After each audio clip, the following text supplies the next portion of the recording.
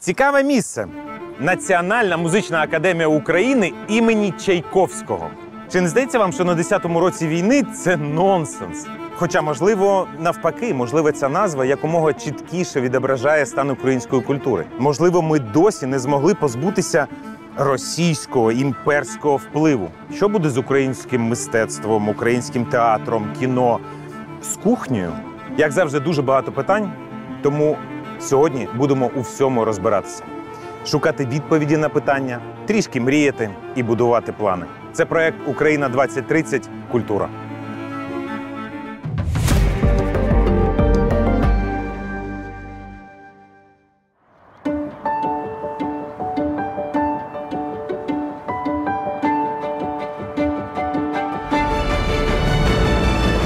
Що таке культура?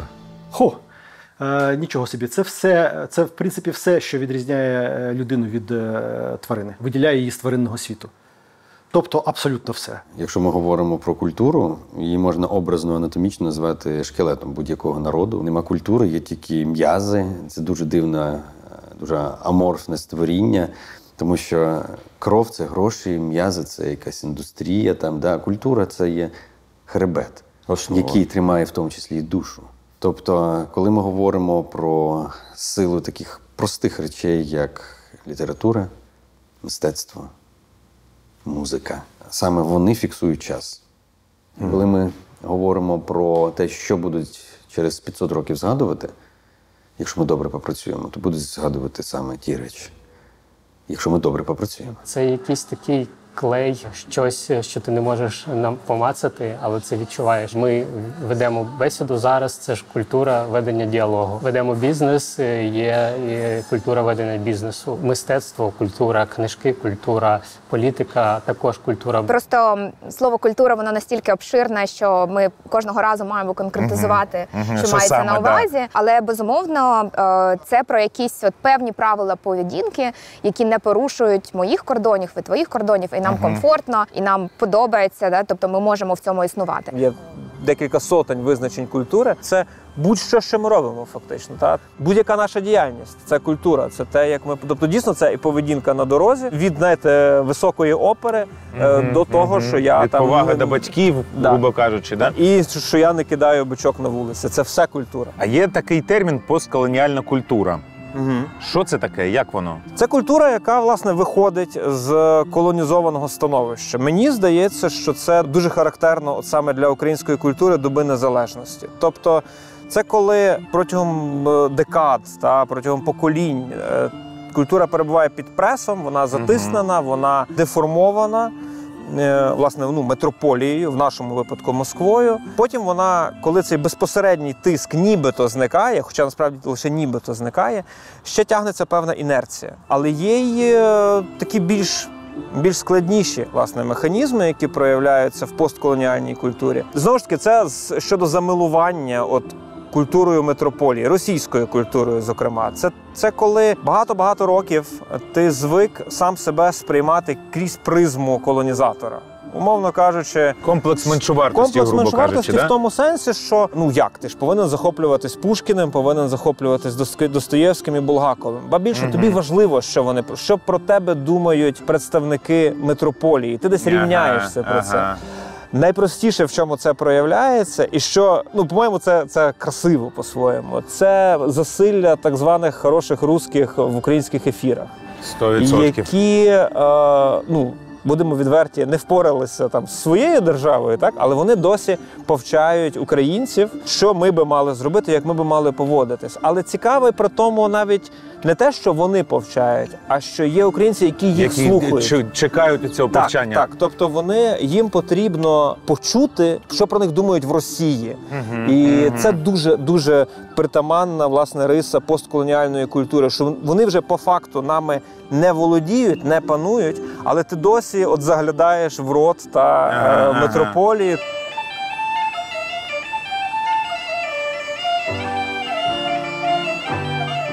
А можна виділити якось, що зараз у нас, під час війни, відбувається з культурою? Важко виокремлювати, знову ж таки, якісь тенденції прямо, саме тому, що в нас культура достатньо в хорошому сенсі якби стихійно розвивається. Так? Але ті тенденції, знову ж таки, це не сказати там, прибрати мілітаризованість, ну ти її не прибереш, якби, та? Тому що це, очевидно, це головний тренд як реакція. Культура працює значною мірою як терапія. Суспільство, спільнота проживає якусь травму, культура намагається це осмислити, культура намагається це відрефлексувати і якось пережити. Зараз навпаки дивно бачити якісь твори культури в широкому сенсі цього слова, які намагаються робити вигляд, що війни немає. Це ненормально, так? Тому що зараз нічого не є поза війною. Але загалом мені подобається те, що ми рухаємось, це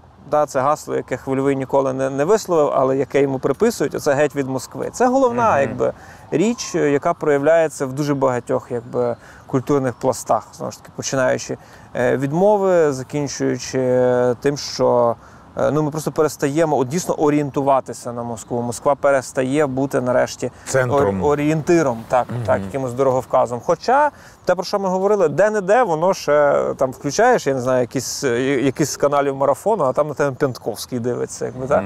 Тобто ці комплекси, вони ще присутні, але вірю, що вони відходять. І це перелам. Насправді це може звучати банально, але це перелам, тому що Росія сама одномоментно фактично взялася руйнувати те, що будувала багато років.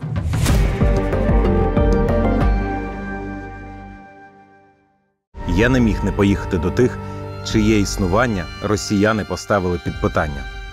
Зробили поки що тимчасову таку стелю, але це суто для естетики. Півроку тут була така серйозна робота для будівельників. Але сьогодні ми вже можемо прийняти глядача.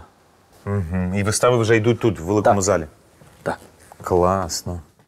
Це Чернігівський драмтеатр, який постраждав від жахливої атаки росіян у серпні 23-го року. Ракета влучила у дах будівлі. У фоє пошкодила унікальну люстру вагою понад 3 тонни. Вона прослугувала з 1959 року, з моменту відкриття театру. У перші дні після трагедії увага багатьох була прикута до цього місця.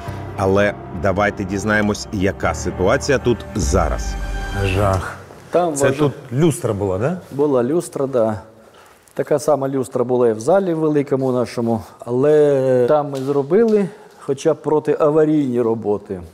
Щоб хоча б не розвалилося, да, все? Да. А тут тільки оці кулуари ми поробили, а все решта, там ще у нас аварійна зона. Це відбулось влітку, а в вересні ви відкриваєте новий сезон. 19 серпня ми були атаковані. 20 серпня ми оголосили загальноміську толоку театральну. Прийшло дуже багато людей. Прийшов колективець, прийшло просто люди, волонтери, прийшли, ми хочемо допомогти. Я в перші дні просто не міг ходити біля театру, бо люди приходили до театру і клали квіти. Чернігівці прощались з цим театром. І я як гляну, у мене підходить, я не можу, думаю, Боже, невже це все, невже воно зупинилось. А через 3 дні, на 3-й день ми провели першу творчу репетицію. Чому важливо було не зупинитись, а продовжувати? То як зупинитись? Значить, росіянці добились того, чого вони добивались. Ми ж не та нація, щоб ми ставали на коліна, щоб ми здавались. Тому перші дні, звісно, що було розгубленість, якесь розчарування, просто не знали, що робити, все. А тоді сіли нашим таким невеличким штабом, вирішили так, із приміщення виходити не можна ні за яких умов. Шукаємо можливості, як працювати в цьому приміщенні, в цих умовах.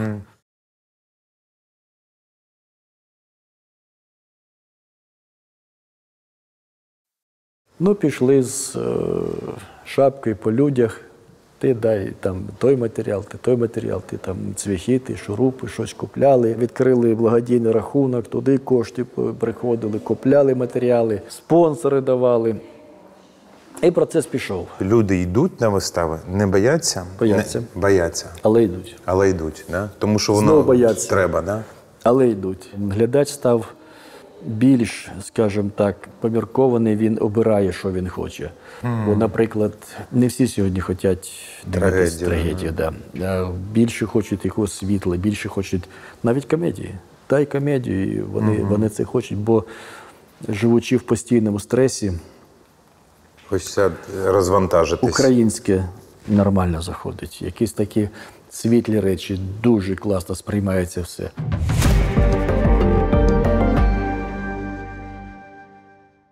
Маю зізнатися, я також був під впливом Росії. Я виріс в Запоріжжі, моє місто розмовляло російською, я говорив російською, Зараз перейшов на українську, роблю виключно україномовний контент, але так зробили не всі.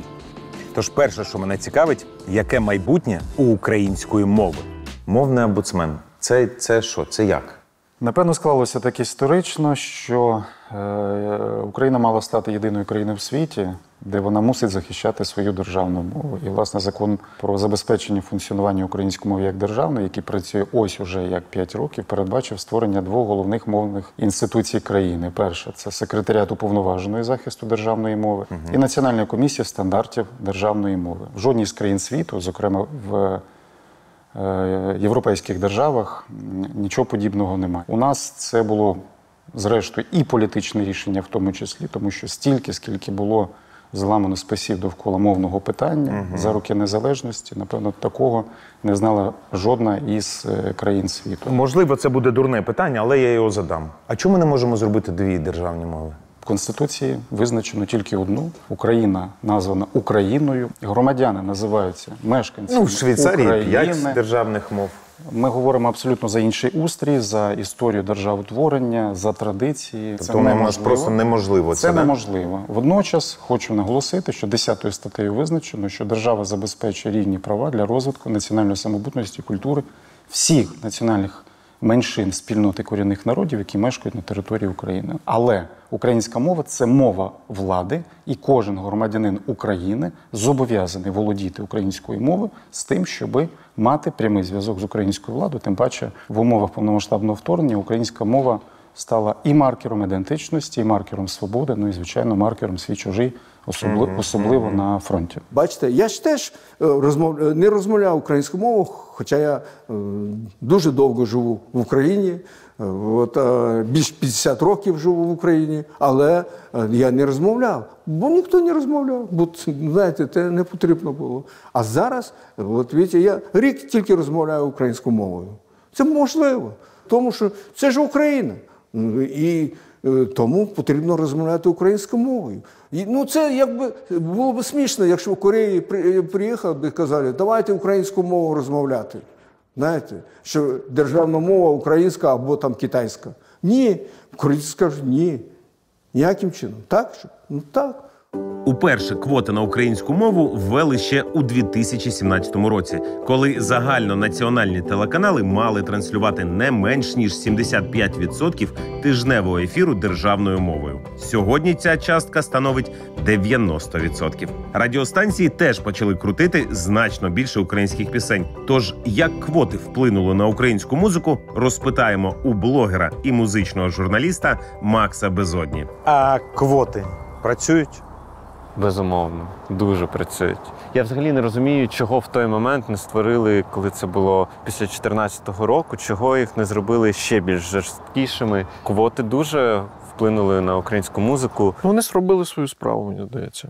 Тобто, особисто там мій шкурний інтерес ніяк не постраждав. Тобто, дахи-брахи не стало більше на радіо, наприклад.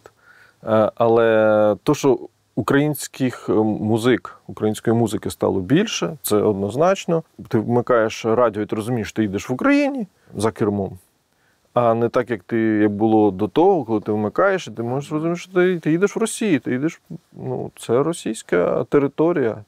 Тому що тут звучить російська музика, тут російські жарти. Російські зірки. Російські зірки, ти тоді частина Росії, і нащо паритись, нащо смикатись, нащо там щось сперечатися і боротися за незалежність. Що треба зробити, щоб російськомовна музика, взагалі руська музика, більше в нас не звучала? Для того, щоб не було цієї потреби, потрібна і заборона в тому числі. Культурна норма формується в тому числі такими заходами, як квотування, або покарання за публічне відтворення російських пісень в громадських місцях. Для когось, хтось скаже, що це насильство, врешті і війна – це теж насильство, і захист – це теж силові дії, скажімо так. Силові дії в культурі теж мають бути. Для того, щоб українська музика успішно протистояла російській, треба, щоб цей ринок був більш економічно насичений, економічно вигідний. Тобто в індустрії треба, щоб в індустрії було більше грошей. Зрозуміло, що зараз держава не може на це витрачати гроші, у людей теж зайвих грошей немає, плюс є більш нагальні потреби, як то донатити на фронт. Але що могла би зробити держава? Вона могла би впорядкувати нарешті питання принаймні хоча б авторського права.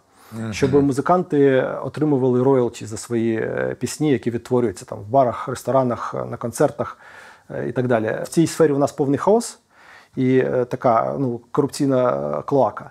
І через це мотивація займатися творчістю нижча. І через це наші музиканти менше успішні. Через це музикантам стало важче, з одного боку. З іншого боку, як завжди у нас такі періоди якихось потрясінь, музиканти і взагалі ширше митці отримали поштовх. Є пасіонарний сплеск, принаймні на початку повномасштабного вторгнення, так точно. Ну і зараз теж, оскільки в суспільстві відбуваються дуже круті зміни, дуже круті не в сенсі класні, а дуже такі карколомні. Музика також стала відображати ці зміни в суспільстві, в тому числі і політичні. Цього не було раніше. Оцей фольк, він може бути визнаним світом? Я думаю, що цей всплеск колись відбудеться, і багато мистецтвознавців кажуть, що фольк український має переродитися в щось на кшталт джазу, а потім перетрансформуватися в щось інше. На мою думку, український фольк – це просто кантрі. Тобто, як є кантрі в Америці, і кантрі додається просто і мішається з різними жанрами. Ось нещодавно Бейонсі випустила величезний альбом, просто, який також вже не сходить з чартів білборду. І це кантрі, це їхня музика, зрозуміла, популярною артисткою робила кантрі і Тейлор Свіфт, і багато інших. Тобто популярні люди не цураються цього. Тобто класно було б, щоб спочатку українські топи поробили якісь класні фольк-релізи з українським фольклором, не переспівуючи щось старе, а створивши нове. Просто є ж гармонія, є якісь притаманні риси українському фольклору, українській пісні. Як робив в свій час Івасюк, просто докорінно змінити ставлення до нього і переформатувати на сьогодення. Зараз прям бум фольку. Але дуже багато з'явилося, як на мене, шароварщини, байрактар, несмачної. Це питання смаку. Це нормальний шлях? Тобто ми маємо через це пройти для того, щоб стало щось смачне з'являтися? Так, я думаю, краще так. Краще так. Хай буде багато різного, різноманітного, хай буде багато сміття, хай буде такого, що швидко зникне і забудеться, чим хтось один буде і взагалі або нікого не було. Не всі можуть слухати Даху-Брах, це нормально. Ясно, що ми маємо виховувати свого глядача. Ми хочемо, щоб всі слухали, але це природньо неможливо. Тому для когось, Дорофєєва, це буде її, для цієї людини найвища ступінь залученості в культуру, розуміння культури чи музики. І тут нічого не зробиш. Це питання еволюції. Музика поза політикою. Це так чи не так? Звісно, що не так. Наше життя, особливо за останні роки, нам це показало. Оскільки музика – частина культури, знову ж таки. А сказати, що культура поза політикою – це абсурд, бо культура формує націю. А політика – це, в тому числі політична культура – це складова культури. Це менша частина більшого. Тобто, культура, культурні наративи в суспільстві формують ставлення людей одне до одного, до сусідів, до світу, до того, що відбувається в світі глобальному. До всього цього ставлення формує культура. І врешті це в таких конкретних питаннях, як політика, війна, виливається в тому числі на наші голови, на жаль.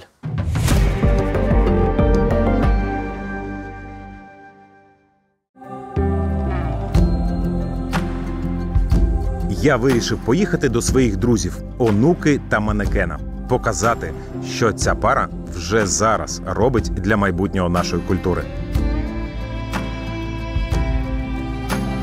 Друзі, як же ж у вас тут кайфово. Відкриваємо чи не заходимо? Прям кайфово. Тут все просто старовина, насправді. Там оці там зайці, оці ведмеді – це моєї прабабусі взагалі. Тут всі ці шафи, все це оригінальне. Ми тут вікна ці навіть зберігали. А ну я зараз включу антагоніста. От ви живете в старому домі, да? Перебудували його, залишили кучу автентики, як воно було. І що, зручно? Ви ж прям живете тут? Це ж не просто... Насправді ми жилу частину перебудували майже повністю, і тут набагато зручніше, ніж, наприклад, у нас в Києві. І я Жені нещодавно казала, що злива, капець, нереально шквальна, будинок, якому 120 років, більш прилаштований, ніж наш сучасний будинок, в якому потік під'їзд, балкон, тераса і все. Ну, тому що, по-перше, цей будинок зроблений був на слово, чи як кажуть, це будинок 1904 року. Але ми його також і оновили дуже масштабно, так, щоб дійсно ми планували одразу, щоб тут можна було і жити, і творити.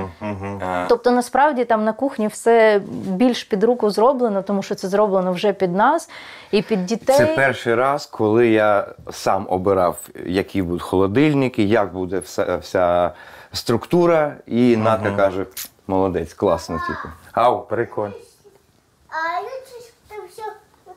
Пішли подивимось всередину. Ну, я вже був, я знаю, що, що ви зараз побачите. А ви заходьте. Дімочка, я ж кажу, заходьте, а ти на картину. Картина гарна, заходьте.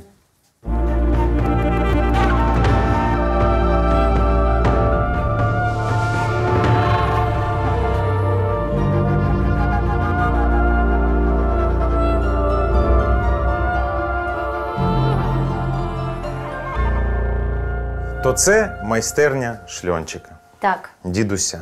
Так, я тут, коли була мала, дуже багато часу проводила. І дідусь працював все життя на фабриці музичних інструментів, потім вийшов на пенсію і творив вже тут. І коли я була мала, я вже пам'ятаю саме цей його період. Я йому тут допомагала, тут стояв верстат, станок, тут все було в ошвурках. Я пам'ятаю цей запах, але насправді цей запах трохи навіть зберігся. Зараз це простір, в якому відбуваються онлайн і офлайн події. Там творчі вечори, майстер-класи, лекції, зустрічі. Тобто багато людей в світі знаходять свою реабілітацію в зовнішніх ось якихось культурах, типу медитація, йога, а у нас є своє, що стерте, спеціально роками, але, наприклад, той самий побутовий спів. Чому нашим пращурам не потрібні були психологи? Тому що люди виспівували все, що наболіло. Типу, ми ходимо до психотерапевта висказатись, да? А коли це робилось саме собою,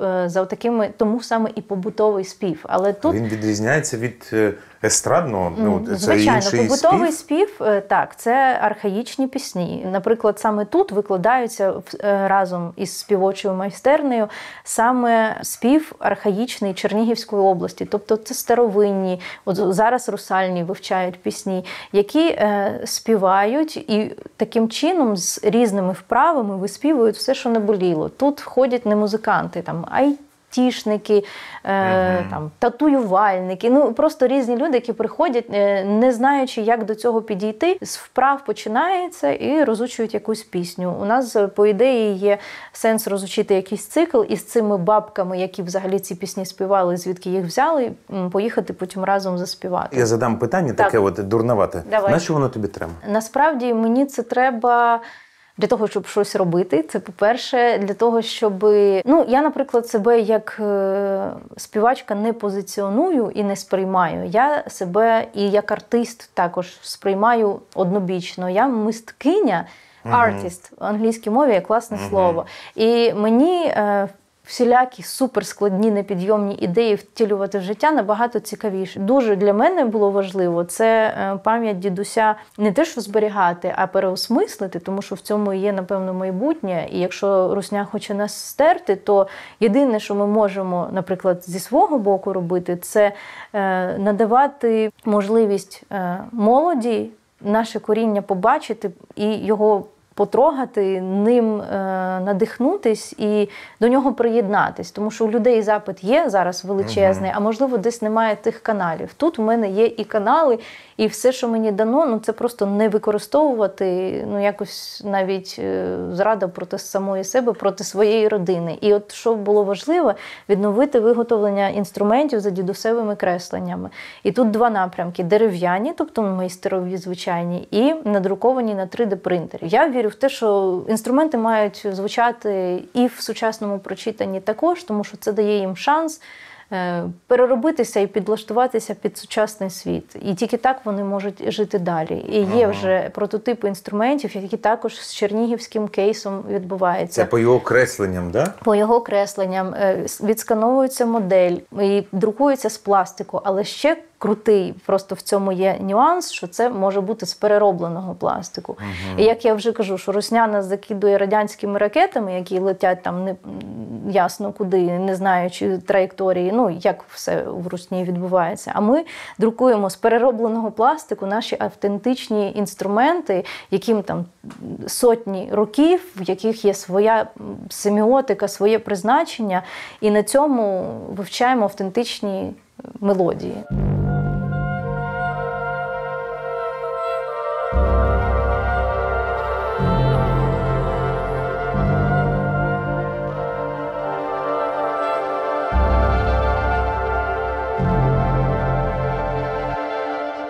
Чому виникла оця колаборація з онукою? Чому ви почали робити музичні інструменти? У нас є спільні цінності. Це збереження культури, збереження місцевої культури, збереження спадщини. І ми хочемо бути до цього дотичними. Я особисто тут бачу неймовірний потенціал, і мені це дуже імпонує робити те, що я можу прямо зараз. Ми переживаємо кризу війни, і от ми тут можемо бути корисними всім. І військовим, і цивільним, і по відбудові, і в перебудові. І в культурі. І в культурі. І плюс ми надаємо свій майданчик безкоштовно під різні культурні заходи і під різні фестивалі. Ми стараємося підтримувати всі чернігівські спільноти. Тобто це місце з культури, субкультури, спільнот. І от це таки наша концепція Центру Перемога при Національному університеті Чернігівська політехніка. Це малюнок нашого друга Костянтина Кочапського. Цей малюнок згенерував штучний інтелект, а намалював лінер. Тобто це не принт, це лінер від плотера, просто проходив весь цей шлях і периметр. Це от сучасне мистецтво. Тобто, я навіть не можу порівняти. Це от те, що прямо зараз відбувається за допомогою сучасних технологій. Поєднання штучного інтелекту, CNC-верстатів, якоїсь фантазії, трошечки людини. Можна сказати, що оце 3D-принтінг, 3D-друк – це майбутнє? Що ми туди йдемо, і це 100% наше майбутнє. По суті, нова індустріальна революція. От коли з'явився 3D-друк, і він став загальнодоступним, у нас, наприклад, є принтер бренду Prusa, чеський. І цей принтер і його винахідник створив революцію через те, що він дав у вільний доступ всім бажаючим цю технологію, і це здешевило десятки разів вартість обладнання. І 3D-принтер став доступним кожному і кожній. Потенціал не обмежений, габарити тільки обмежуються робочим столом вашого принтера. У мене є прототипи цих інструментів, я можу показати. Оце дерев'яна Карина за кресленням дідуся. Це надрукована, це болванка, тобто ми робили це як зразок, який треба доробляти. Тобто, щоб мені треба не просто, щоб інструмент звучав, щоб він не фальшивив. І, наприклад, там надрукувати таких 30, віддати в якусь громаду, там Ягідного, Іванківську. Тобто, щоб діти могли це розучити. І таким чином дітям прививати знання, що у нас все це є. Оце перероблений пластик? Ні, це не перероблений ще пластик, це просто пластик, це тестова модель, яку ми цю модель, цей оригінал ми відсканували. Це ми робили тестовий такий зразок, щоб вона звучала, схоже. Тут дуже класно, тому що тут є тіло і є чому резонувати, і вона з пластику, дивіться, а це зараз, щось ти мені тут. Я накрутив. От, наприклад, звук, так? Дерево. Це дерево, ага. Я би не сказала, що він супер вирізняється. реально... Цей навіть такий глибший якийсь. І є там свої проблеми, що воно намикає, перестає звучати, наприклад. Це вже я коли грала, я навіть на виступі на ній грала, саме в Чернігові, і пробувала вже. Тобто є проблеми, але є і бонуси, наприклад. І собівартість цього, це ж просто, це просто час на друк. Глобально, можна там 300, можна 600 надрукувати. І воно ж не розіб'ється, бо я купив собі воно може бути на як ярмарку забавка. глиняний, але от ти пограв і обережно. 100%. А є ще така штука, тріскачка, де тут, оригінальна це отака, це не дідусева, це також чернігівський майстер. Отак. А своя, вона також має якийсь інший, барвистий звук. І для дітей, мені здається, що виглядає вона тупо космічно. Я розумію, що фабрична 12 – це Чернігів. Так. Але Шльончик, він така людина, яка всеукраїнського масштабу. Спокійно це все можна було зробити в Києві, але ви робите в Чернігові. В Чернігові зробили цю фабричну, розвиваєте в Чернігові. Чому важливо оця децентралізація культурна? Я би ніколи не робила це в Києві. В Києві дуже багато класних кейсів. В Чернігові мало того, що є, по-перше, для молоді, по-друге, автентичного. В Чернігові завжди всього було, як на мене, мало, тому що найпотужніші сили завжди їхали в столицю, дуже близько до столиці міста. І, по-друге, тут була фабрика інструментів. Це ж величезна моя мрія відбудувати фабрику, ясно, що в іншому форматі, ясно, що іншого масштабу, але Прям фабрику, яка Україну робила? Так. Фортепіано Україна. Так. Це найбільша фабрика була в Радянському Союзі. 500 піаніно на день. Мені здається, цим все сказано, але це як маленька сходинка до цієї величезної мрії. От відбудувати цех, який буде виробляти хоча б зараз там сопілки, наприклад, з цього почати, саме дерев'яні, плюс 3D-принтинг, це от новий вид переосмислення, напевно, цієї фабрики. Це проєкт точно з великою інвестицією має бути, тому що все одно це все робиться моїми потужностями, нашими з Євгеном. Це ясно, що проєкт без підтримки когось ззовні. Фабрика – це вже інша трошки історія, і ясно, що такої потужності вона не потрібна. Ясно, що немає запиту в такому масштабуванні і кількості інструментів. По-друге, є інша вже історія, з якими інструментами потрібно працювати. Важливо те, що зараз ще є майстри, які працювали і на фабриці, і просто. І якщо ми зараз не візьмемо їх знання і вміння, через 10 років ми нічого не відновимо.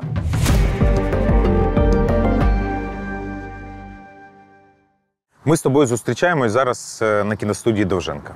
І з одного боку там якісь продакшени, щось знімається в павільйонах, а з іншого боку, такий занепад. Можна сказати, що це зараз стан нашого кінематографу? Я скажу так, що наш кінематограф змінився, почав змінюватись. Тобто тим, чим була студія Довженко, вона все ж таки зображує цей радянський час. Ми намагаємося знайти, на що зараз спертися в новітніх реаліях. Коли є відкритий ринок, коли ми маємо бути конкурентоспроможними, коли ми маємо бути актуальними, ми маємо бути цікавими, професійними. Так. Тобто ми шукаємо своє місце. Я не можу сказати, що він відображає стан кінематографу сьогодні, бо він не є зараз українським кінематографом. По суті, те саме відбувається, старе відживає, а нове тільки починається. Але нове, воно достатньо хаотичне. І в таких умовах джунглів. Тобто для будь-якої, скажімо, створення індустрії треба умови, треба правила, і треба гравці на неї. Широкомасштабне вторгнення зовсім змінило ці правила. Точніше, ми здобули відсутність цих правил і відсутність розуміння якогось планування і можливостей, на що хоча б можна розраховувати. В цілому є величезна дотаційна така яма, тому що для того, щоб поставити цю індустрію на ноги, треба вливати мільярди.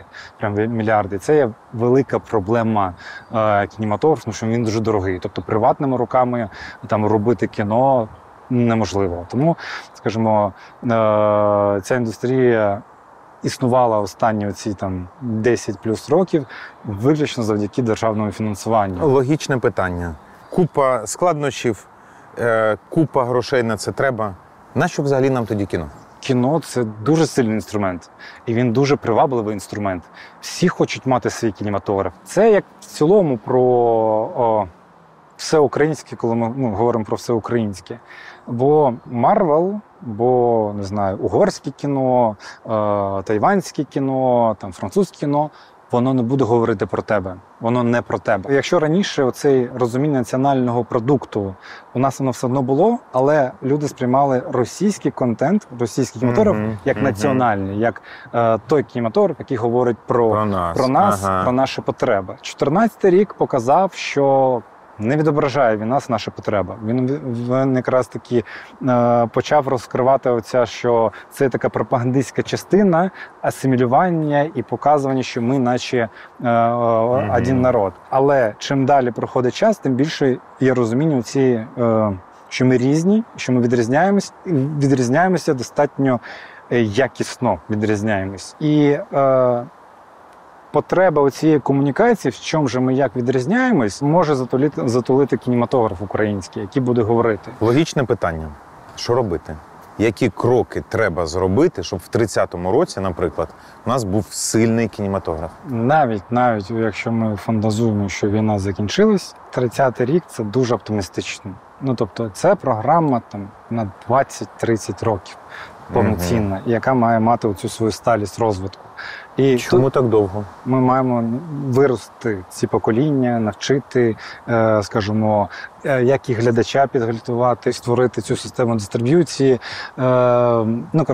Для того, щоб, як ти кажеш, хороший кінематограф. Хоча б це не питання фінансів. Ось дайте на кінематограф 100 мільярдів гривень, і ми вам знімемо, там, не знаю, Дюну, все що завгодно. Це не так працює. Тобто гроші – це потрібний інструмент, але він все одно буде впиратися в наші можливості, в наші компетенції.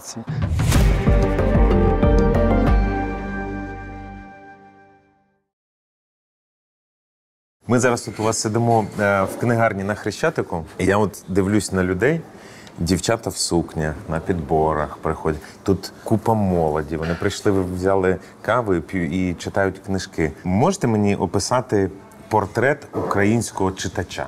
Це гарне питання і, мабуть, не можу, бо український читач – це кожен українець, хто вміє читати. 4 з 3 років чи з 2, коли купили першу книжку, де можна вже щось помацати, і там з 5-6, коли ти вмієш вже пару букв зв'язати, і до найповажнішого віку – це є український читач. Я говорив з топ-соціологом України, мені сказали, так зараз ж ніхто не читає, молодь не читає. Я такий, ви ж соціолог, зайдіть до нас книгарні, просто подивіться. Дуже довго в українській традиції було вважати, що зараз ніхто не читає, книжки ніхто не читає, молодь не читає. Але ми розбиваємо ці міфи, показуючи, що от книгарня, книжки купують, книжки читають, молодь крізь. На подіях молодь. Купа людей. І це зараз не вихідний і 10 ранку. Тобто це ще й не купа, не? Ні, не купа. У нас купа – це коли всі столики зайняті, ще стоять люди. Ми ж дивимося зараз на столики, ще є мінус перший поверх, де купа книжок. Зараз зранку в основному більш спокійно. Ближче до вечора, в обід тут буде набагато більше вихідні, буде дуже багато людей, які обирають книжки. Книжковий арсенал, прям дуже круто прозвучав.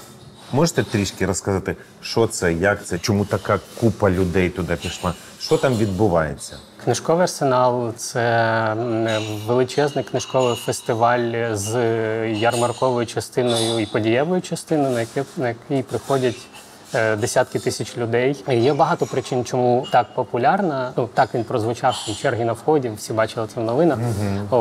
Бо одна з причин, дійсно, увага до української книжки, української культури зараз вища, ніж вона була раніше. Є якісь письменники, які от прям бум?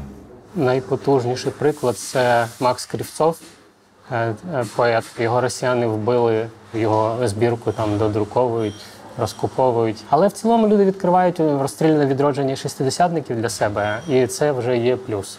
Жадан був завжди сильним. І зараз він такий, можна сказати, мабуть, ікона. Чех класний. Іларіон Павлюк став набагато більш популярний, ніж був, бо його книжка видана в 19-му, написана в 19-му, видана в 20-му, якщо не помиляюсь, «Пітьма». Я бачу, ось цікаві «Пітьма». Вона зараз, там, 1,5 року в в топі продажів, просто висить. Нещодавно розбомбили друкарню в Харкові. А там дуже багато чого друкувалось. Може, там половина, да, всіх книжок? 30-40%. 30-40%. Це зараз у нас буде певний дефіцит книжок? Так. Да? Очевидно, буде дефіцит книжок не зараз, через там 3-5 місяців, скоріш за все. Бо що зараз ми продаємо те, що вже надруковано. Скоріш за все, друкарні інші отримують замовлення на підручники, тим самим відсунуть в планах друкарських книжки комерційні. І комерційними я називаю все, що ви бачите в магазинах.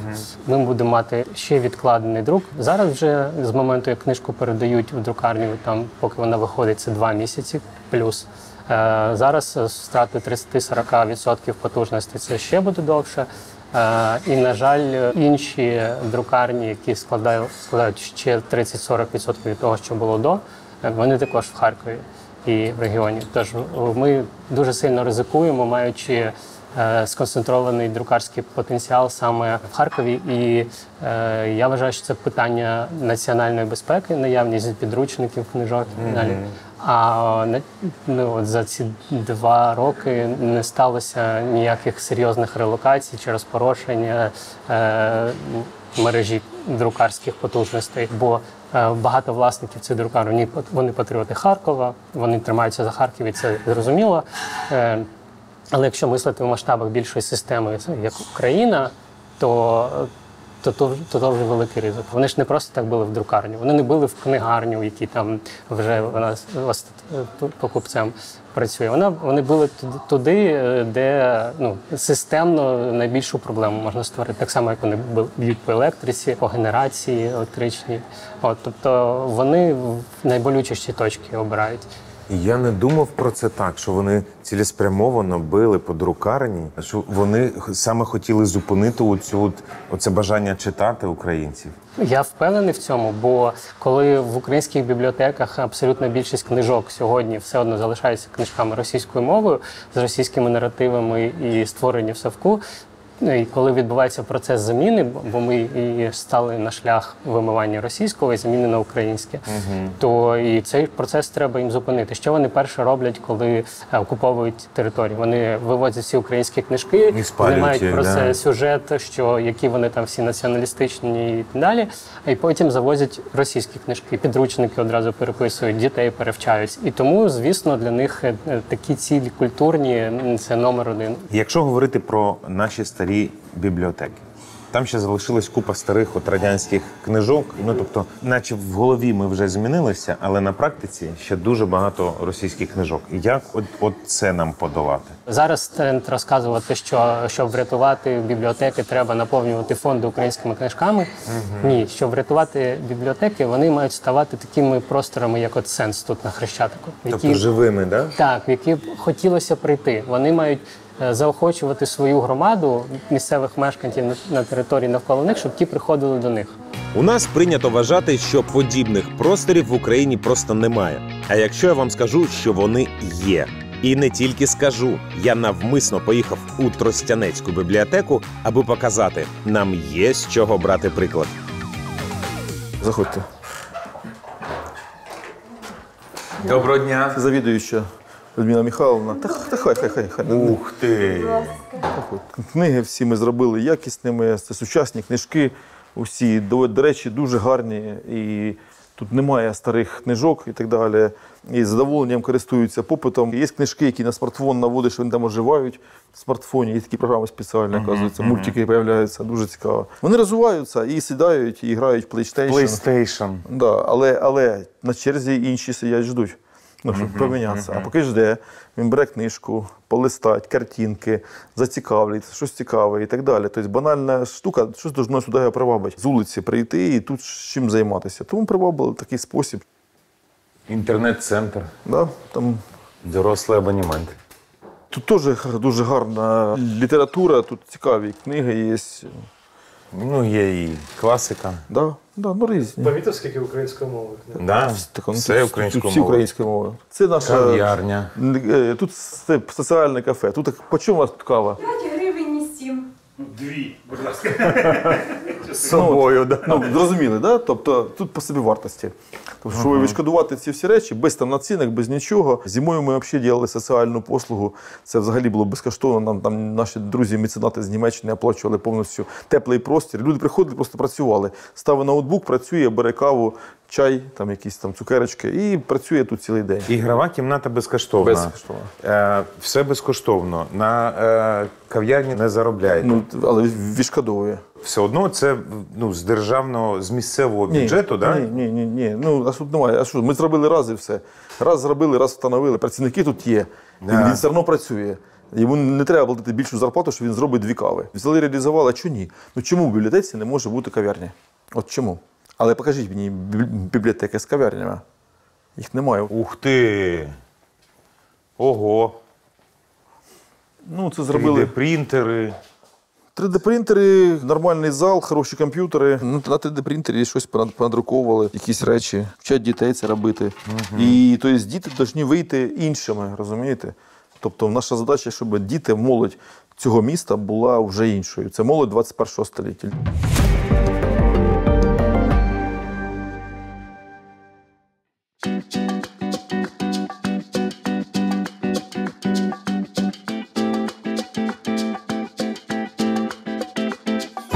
Їжа – частина культури? Ну, її часто не знають, куди перепихнути, але це точно культура. Ну, в їжу просто зашивається на підсвідомості код. А цей код – це як ДНК. Типу, у нас на території в Україні завжди була популярна щось варити. І типу, варена якась їжа називалася борщем. Але ти тоді, коли розбираєшся, ти розумієш, що борщ – це все те, що десь знайдено на городі, або де ти міг дістати і зварити, щоб поїсти і вижити. Тоді виходить ось якраз все, що в тебе росте навколо тебе, і в тебе традиція варки, ну таке варіння, або там в печі тушкування, ти береш, збираєш, кидаєш у воду, тушкуєш, і це їжа, яка тебе, завдяки якій ти живеш. І це є код, і це є культурний код. Тобто по їжі можна зрозуміти культуру, яке життя було, яке була там, які відносини були. Ти просто їжа, це ж просто вона недооцінена, бо це просто ти коли їсти щось кожен день. Ти коли йдеш в театр, ти ж йдеш там, ну не кожен день хочеш в театр, ну там уявімо. Якщо ти на одну і ту саму виставу. Ні, навіть ти йдеш в театр раз в місяць, або там раз в тиждень. Уявімо, що ти супер такий театрал. І ти дивишся 1,5 години і все. І тому ти в театрі щось таке, або мистецтво, ти ж там. А їжа це кожен день. І ти їси. Тому завдяки тому, що ти їси кожен день, вона трошки обезцінюється. Але якщо зупинитися і розібратися, то насправді їжа це основна річ, завдяки якій ми живемо. Ми можемо жити без там картин, ми можемо жити без музики, ми можемо жити ще без речей, а без їжі ми не можемо жити. Тому їжа є основою, як на мене. В цілому вона є таким квінтесенцією наших таких поведінкових речей і сенсу нашого ми живемо, щоб їсти. Ну так раніше було. Зараз там, звичайно, що є інші сенси. Там. Але все, ти береш будь-яку страву, якщо правильно її розбираєш, ти чітко розкриваєш для себе цілу націю. Ти нещодавно назвав себе амбасадором полтавської кухні. Так. Чому важливо розвивати регіональну кухню? Не загальноукраїнську, а регіональну. Перше, бо я відчуваю так. Але ж я відчуваю, мабуть, на основі досвіду або чого, що я колись десь бачив. Техаське барбекю. Ти такий, прикол. Або там неаполітанська піца. Ти такий, о, вау, не італійська, неаполітанська піца. Ти знаєш, що вона відрізняється від італійської бортами. Ти такий кайф. Або такий, типу, береш і називаєш там кава по-віденськи. Ти такий, Ти називаєш не державу, грубо кажучи. Ти називаєш якусь маленьку річ. Але для того, щоб до цього прийти, треба пройти такий етап еволюції. Полтавська кухня, я особисто досліджую і вважаю, що вона, мабуть, найбільш збереглася. І я, мабуть, якби голосував би за якусь кухню, яка найбільш відображає, як на мене, Україну, я би голосував за полтавську. І мене цікаво, чому? По-перше, починаючи від Котляревської «Енеїди», де збережено, він писав тією мовою, яку чув на Полтавщині, і 140 страв, які він зберіг і лишив. І ці 140 страв мають там назву Верещака, Гамула, Шпундра, багато таких прізвищ, багато людей. От у нас зараз працює хлопець Микита Верещака. Він думав, що його прізвище – це образа, а він прийшов сюди, він не знав, що це страва, він в шоці. І тепер Верещака готує страву Верещака. І це така прям... І він почав по-іншому себе доставитись. Але саме ці страви, Вони там збереглися назви, бо це була мова. Друге, робота з тістом і відношення до їжі. Пам'ятник галушці. Це ж треба заморчитися і зробити пам'ятник галушці. Чого б це їжі пам'ятник? Означає, що це підхід якийсь. Це ж не лише стосується Полтави, правильно? Ні. Що оце дасть суспільству і культурі? Як це вплине на розвиток? Ну дивися, ти приїжджаєш, не знаю, куди ти хочеш. Вибери там Німеччину. Ти знаєш, що ти в Баварію приїдеш, поїси білі сосиски. Ну да. Ну ти знаєш це. Ну дивись, ми тут з тобою шніцель ти поїси. Да, або Відні ти поїси шніцель. І ти таки знаєш це. І квашену капусту. Ну так. Ну це як... Бо вони пройшли який етап. Вони спочатку ж були там роздріблені країни, потім вони об'єдналися, але там все рівно це їли. Потім вони це сказали, що Weisswurst лише тут, вони готують, на Мюнхен, І вони це затвердили там технології, що хочуть називати білою сосискою, Weisswurst. Ну, типу, ти маєш назвати там кількість туди покласти чогось.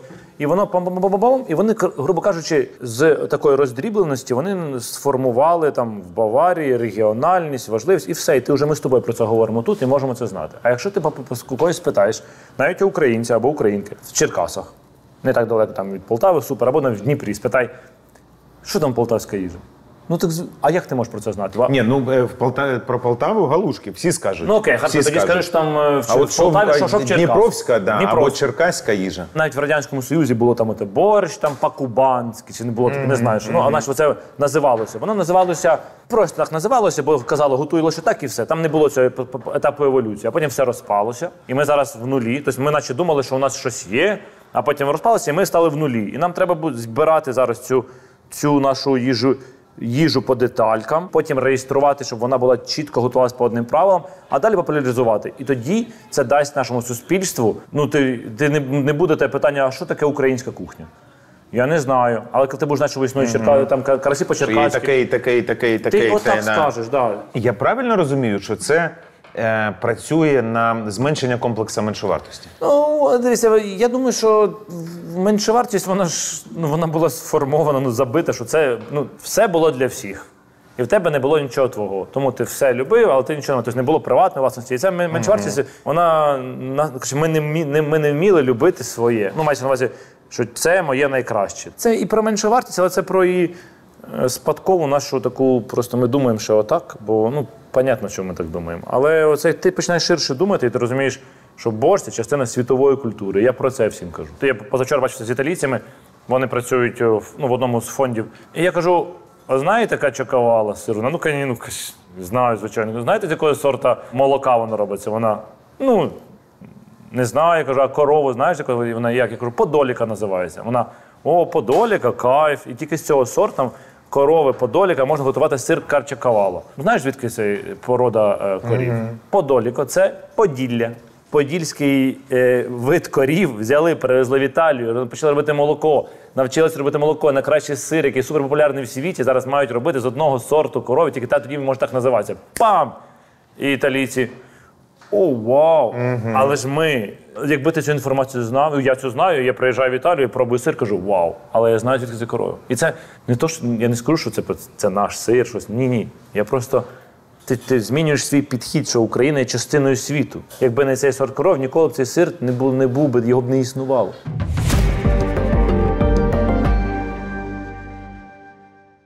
Світ тільки починає знайомитися з українським мистецтвом. Написали, наприклад, в Guardian про Дмитра Молдованова. І відразу в «Я-галерея» починають писати: «Ой, цікаво, а що ви розкажіть про цього художника, а що у вас є з того художника, ми хотіли би в колекцію» і так далі. Да, як наслідок там ті роботи потім їдуть за кордон, вони виставляються. Зараз ми відправляємо 2 роботи на Лондон Молдованова і так далі. Ось він висить, тут чудова його робота. «Танок за мотивами Анрі». Це наївний художник, який страшенно сприймається. Да, а так само ми можемо зрозуміти великі успіхи Павла Макова, закупку його робіт в музеї закордонні і так далі. Поступово люди починають бачити, але не за принципом «це українське мистецтво», а за принципом подивіться, який талановитий художник. Яку тему він піднімає. Не трендовість держави, а саме якість мистецтва. Да, власне, бо трендовість держави, да, дійсно, деякі мегадержави так попрацювали. А ми всі знаємо, що американське мистецтво асоціюється з абстрактним експресіонізмом, з поп-артом і так далі. Ми розуміємо, що це були дуже політизовані політичні процеси. Але коли ми говоримо там китайське мистецтво і тренд на таке сучасне китайське мистецтво, це був дуже комерційний такий крок. Коли ми говоримо про українське мистецтво, я вважаю, що його треба сприймати, звісно, в контексті східноєвропейського і європейського в цілому. І не працювати з тим, щоб перше слово завжди було українське. Талановите мистецтво, звісно, з України. Але талановите мистецтво. Талановитий художник. Світового рівня. Наприклад, українська опера, сучасна нова опера, яка Григорів Розумейко, режисери і композитори. Вони концертують по всьому світу, незалежно від того, там війна, не війна. Вони сприймаються в світі, вони належать там до 10 найкращих опер світу сучасної. Це вже ось це результат просто їхньої роботи непростої і самобутньої. Музика так само. Тобто є місцеві за кордоном іноземці, які слухають українську музику? Ну так виходить. Нас сприймають, розуміють, там не розуміючи слів, як вони кажуть.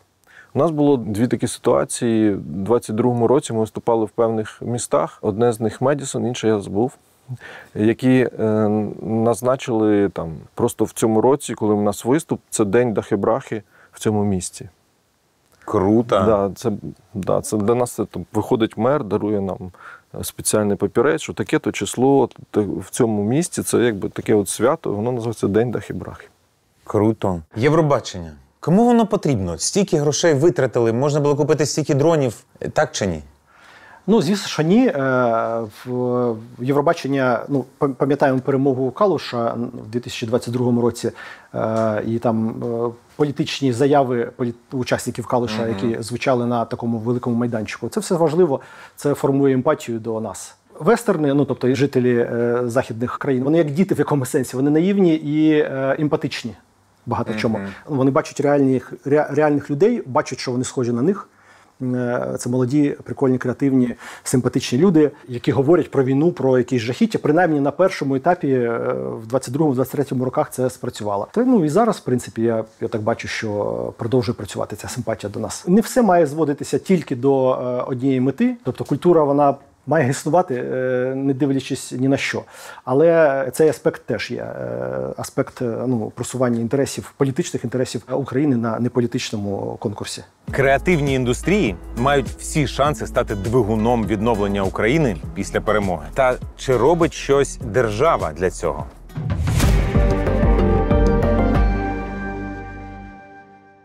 Що таке Український культурний фонд? Український культурний фонд – це державний інвестор в культуру. Фактично, місія фонду – це знаходити культурні проекти на старті, такі культурні стартапи, в них вкладати для того, щоб підтримати, розвинути їх до того стану, коли вони, можливо, можуть вийти на самоокупність або там залучити комерційних партнерів і так далі. Звісно, це і підтримка вже відомих і там більш впізнаваних різноманітних культурних проєктів, які є суспільно важливими та які не можуть знайти іншої підтримки. А як обирається? От просто розкажи мені саму механіку. Оце цікаво, це нам не цікаво. Є експертна комісія, так, є якась кількість експертів, які в кожному з напрямків, власне, є експертами напрямків. Люди чи інституції подаються на гранти УКФ і проходять технічний відбір. Далі вже формується рейтинг з оцінок експертів різним заявникам. Візьмемо два художника, да? Вони обидва малюють картини. Як держава розуміє, цього я підтримую, цього не підтримую? Тому і підтримуються в більшості інституцій, а не індивідуальні заявники. Так? Тобто, все ж таки, це проєкти. Та? Є оцінка проєктів його впливовості, є оцінка проєкту з точки зору якоїсь розповсюдженості, та, там, співпраці і так далі. Є певний ряд критеріїв. Якщо говорити про наглядову раду, то наша місія зберігати, власне, УКФ як інституцію, чесне розподілення цих коштів. регіонів. Є доволі багато кейсів, як культура пришвидшила свій розвиток завдяки Українському культурному фонду, завдяки тому, що будь-хто з вулиці може там умовно зареєструвати громадську організацію чи навіть податися від ФОПу і фактично придумати проект, продумати його концепцію і навіть не маючи особливого досвіду, але зібравши якусь потужну команду, стартувати якийсь інноваційний проєкт. Є багато нізових ініціатив, є багато активістів, які створюють культурний продукт, таке словосполучення складне, але так, культурний продукт певний. Держава якимось чином до цього долучається, іноді дійсно це там може фінансуватися Українським культурним фондом, але зазвичай це буде фінансуватися різними ініціативами, ЮНЕСКО, ЮСЕЙДом, різними проектами. І головне від держави це просто не заважати.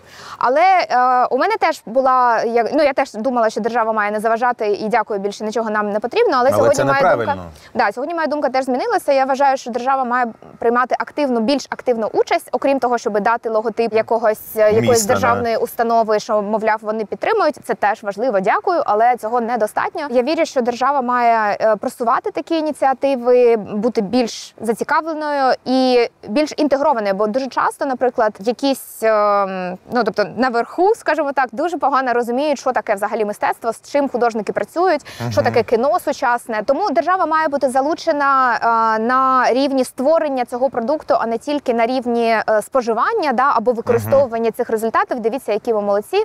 Ось у нас є така культура, але як ця культура розвивається? За рахунок кого? За рахунок того, що є дуже багато небайдужих людей, які кожен на своєму місці щось роблять. І це стосується не тільки приватних ініціатив, це стосується виключно активістів. Але ці активісти можуть бути директорами музеїв. Сьогодні є декілька дуже крутих прикладів того, як в музеях відбуваються реформи, в тому числі в тому ж музеї терора, в Одеському художньому музеї, в музеї Ханенків, в мистецькому арсеналі і так далі. Це відбувається виключно за рахунок лідерів, але і за рахунок їхніх ініціатив. Що може зробити держава прямо зараз, коли у неї немає грошей і найближчим часом не буде? Вона може створити більш комфортні, прозорі умови для якихось окремих конкурсів, наприклад, на якісь важливі посади, в тому числі ми ніяк не дочекаємося призначення міністра культури, наприклад, не забороняти те, що нелогічно, наприклад, закриття Довженко-центру. Дуже багато є нелогічних кроків. Чому вони є? Тобто там сидять розумні люди, тому що вони повністю відірвані від процесу. Тобто і є потреба, щоб вони більш були інтегровані, більш зацікавлені. Звернули увагу на ті закони, які були запропоновані, не ігнорували ці закони, починаючи від закону про меценатство і закінчуючи якоюсь, реформою освіти, яка б нам всім дуже сильно допомогла. Орієнтувалися на те, чого потребує експертна спільнота, артикулюючи, яких змін ми прагнемо. При підготовці до зйомок цього випуску саме Міністерство культури не відповіло на запрошення взяти участь у проєкті. Чому? Це питання відкрите.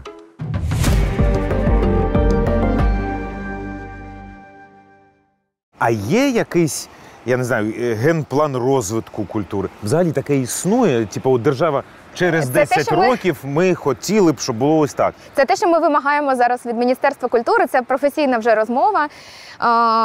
Взагалі стратегія по культурі має бути написана Міністерством культури, і вони мають вийти з якимось планом того, що ж буде. І ми тоді, як спільнота всередині, як окремі експерти, які сьогодні розкидані по всьому світу і можуть також працювати на цю державу, і хочуть насправді на неї працювати. І ми тоді можемо працювати на якусь одну ціль або декілька цілей, і працювати з якимись окремими темами, які підсилять один одного. Наразі це потреба, яка в нас є, це те, щоб Міністерство культури вийшло з державною культурною стратегією, може не на 10 років, тому що зараз дуже в такій турбулентності важко робити такі великі плани, але на декілька років, на 2 хоча б роки або на 5 років. Тобто навіть на 2 роки ця стратегія дуже б сильно допомогла нам всім зрозуміти, в яку сторону ми біжимо. На таких ентузіастах, як я, на продюсерах, які не бояться витрачати власні кошти. Щось створиться. Я впевнений, що хтось із цієї музичної індустрії колись долучиться до влади і продемонструє якісь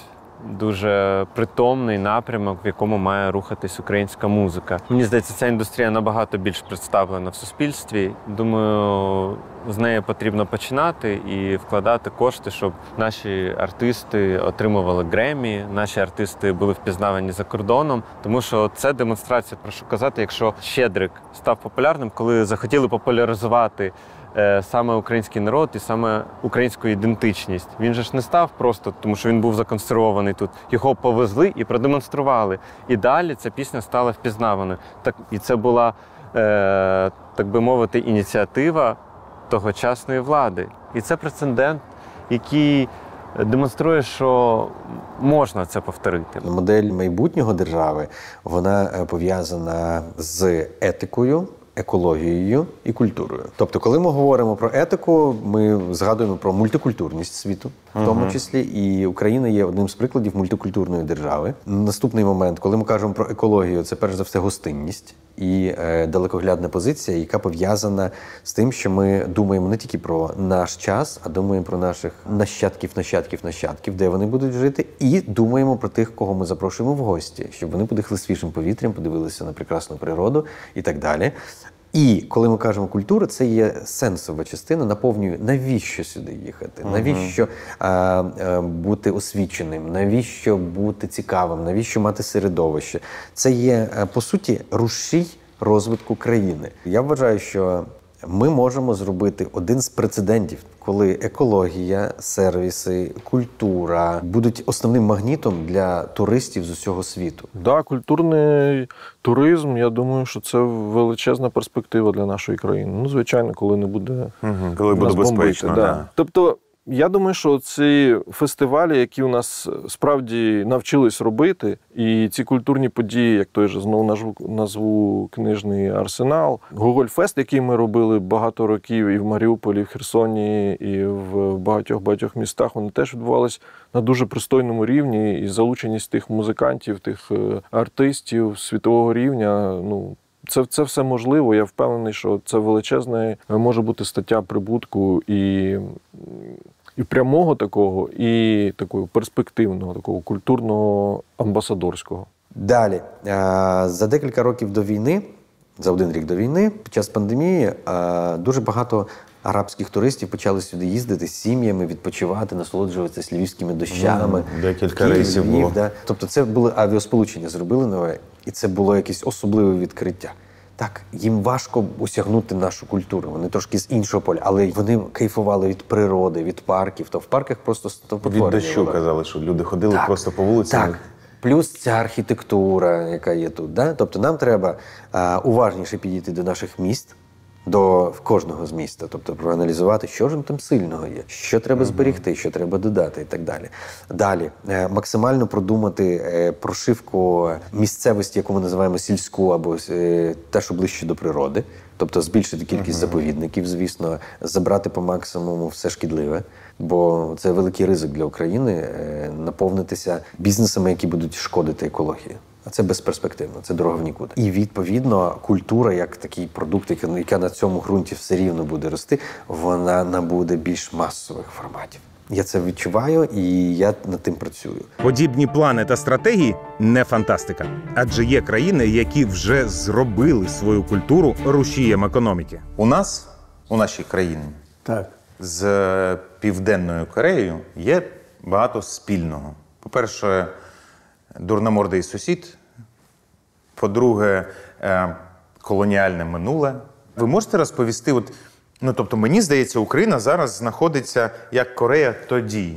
Корейці зробили певні кроки, які привели до успіху.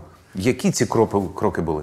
Кроки були дуже тяжкі. Вдало проведені політичні та економічні реформи. Без них неможливо, не? Неможливо. Тільки це дало змогу розвиватися культури. Культура не може, дуже тяжко культуру розвивати, якщо економічно або політично країна знаходиться в стані кризису. То це практично неможливо.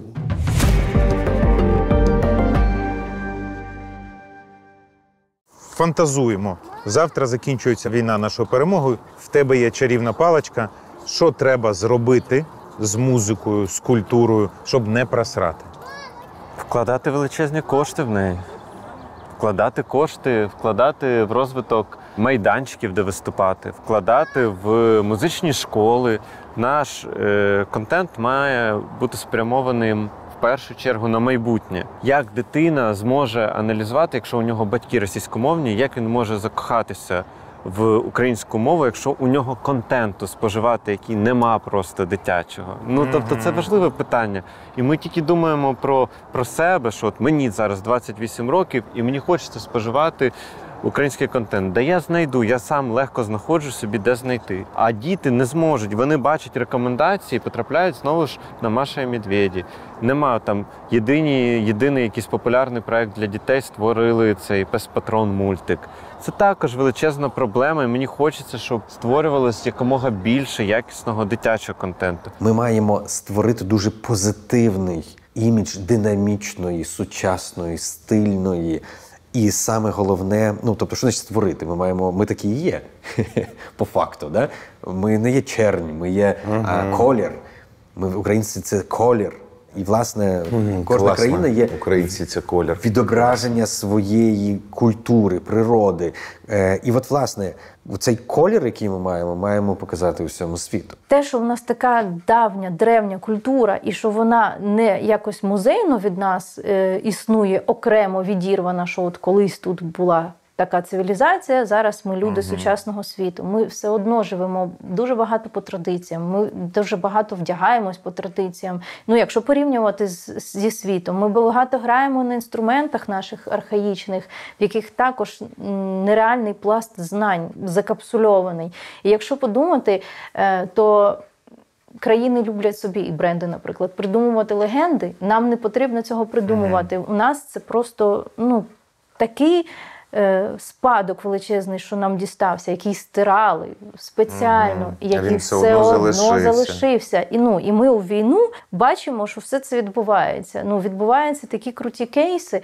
Ясно, що все не безхмарно. Я не наївна людина. Я розумію, що в нас дуже багато проблем. Але я вірю в те, що культура – це більш потужна штука, ніж ми взагалі про неї думаємо. І багато що тил тримається на культурі віками, я маю на увазі. Так живе культура. І я думаю, що якщо цей пласт зміцніє і буде нашаровуватись, шансу стерти нас просто немає. Українці – народ дуже багатий на культурне надбання. Чи можемо ми собі дозволити легковажити ними? Думаю, ні. Адже занадто багато аргументів зберегти те, що ми маємо. А краще примножити. Це проект «Україна 2030». Побачимось.